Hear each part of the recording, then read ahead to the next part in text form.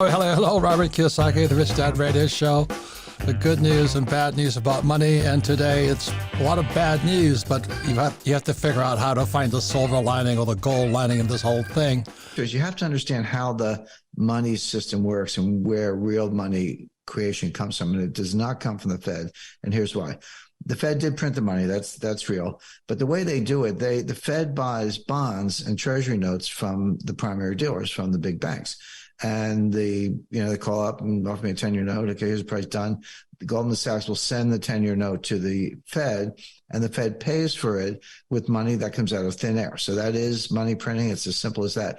But then Goldman Sachs, in my example, takes the money and gives it back to the Fed, because the Fed's a bank. They deposit it at the Fed in the form of what they call excess reserves. And the Fed pays interest on excess reserves. So the Goldman's actually making money off it. The point is, the money didn't go anywhere. The Fed did create it out of thin air. That much is true. But the recipient who sold the bonds gives it back to the Fed. It sits on the Fed's balance sheet. So the asset side, you've got all these treasury notes, but the liability side, you've got all these deposits, and it just sits there and it doesn't do anything.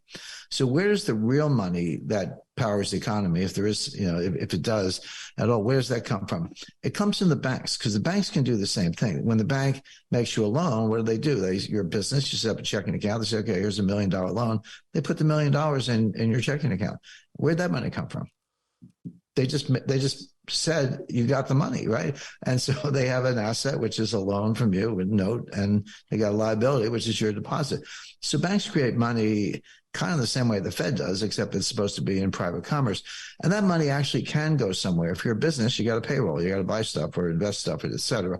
But there's not much of that going on. Velocity is very low. The turnover of money is low.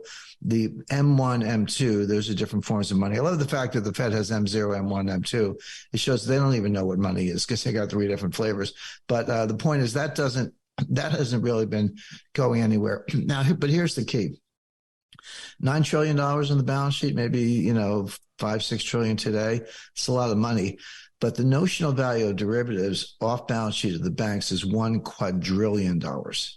And for listeners who might not have heard the word quadrillion before, 1 quadrillion is 1,000 trillion. It's 32 zeros or something like that. I've lost count, but it's but trillion.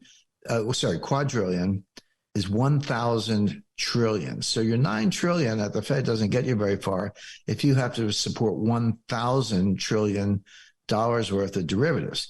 And how does that work?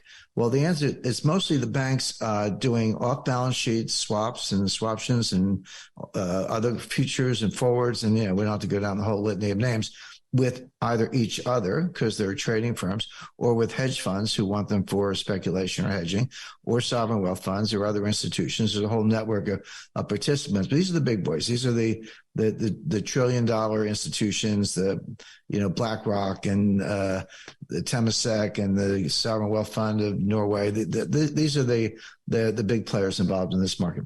Okay, so you have $1,000 trillion of derivatives off balance sheet. By the way, you will not see this looking at a bank balance sheet. You got to read the footnotes. You got to know what you're looking at. How is that supported? Well, it's supported with collateral. Not 100%, not even close, but maybe 1%, 2%. You got to put up some margin money to be in the game, but then you can have a lot more off balance sheet. Okay, so what's the best form of collateral? Well, it depends. Whether you're in a liquidity crisis or not, whether people are feeling confident or are worried, whether they think things are going to go great or start to collapse. So as things get more difficult, and that's the phase we're in right now, the quality of the collateral has to go up. So the banks are now saying to each other, I don't want your mortgages. I don't want your stupid corporate bonds. I don't even want 10-year treasury notes. Get me bills, treasury bills. These are short-term, very liquid, 1-year maturity or less. A lot of them are 4-week bills, 8-week bills, 6-month bills. These are very short-term, very liquid. They are the best collateral there is. And the banks are saying to each other, that's what I want. Okay. So now you're Barclays Bank or Deutsche Bank or UniCredit, Credit Suisse or bank, some major Japanese bank, et cetera. Where are you going to get the bills? Well, you got to buy them from a dealer, or you can buy them at auction. The Treasury has auctions, or you can get them from the Fed. But to buy a dollar-denominated Treasury bill, you need dollars. So That's why the dollar is so strong. Everyone's like, hey, Jim, we got these huge budget deficits and $1 trillion of expenses and bailouts and handouts and, 131% debt to GDP ratio, $31 trillion in debt, et cetera. How can the dollar be so strong?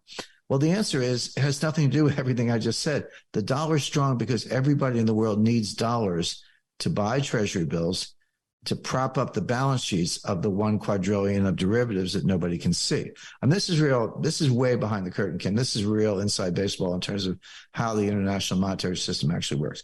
So the strength of the dollar, which, by the way, is a headwind for gold, the euro's down, sterling's down, the Swiss francs are down. Gold hasn't actually gone down a lot. It hasn't gone up a lot, but it's holding its own.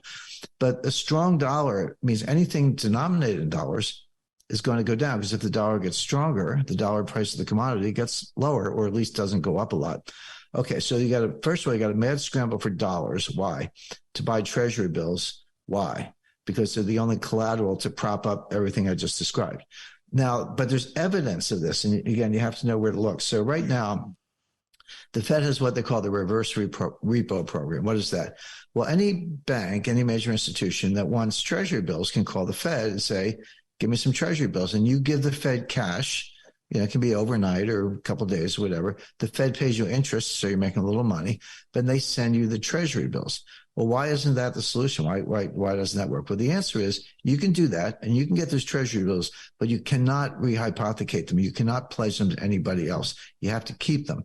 And the Fed might want to unwind that at any time. Well, that's not good enough, because if I'm supporting some other transaction with somebody else and they're supporting another transaction through a chain of, could be 25 banks, all in the same, back to back, I want Treasury bills that I can pledge to Credit Suisse, so they can pledge to Barclays, so they can pledge to JP Morgan, et cetera. So I got to get Treasury bills either at auction from the Treasury, and they're not issuing that many because actually the budget deficit is coming down a little bit, or buy them in the secondary market.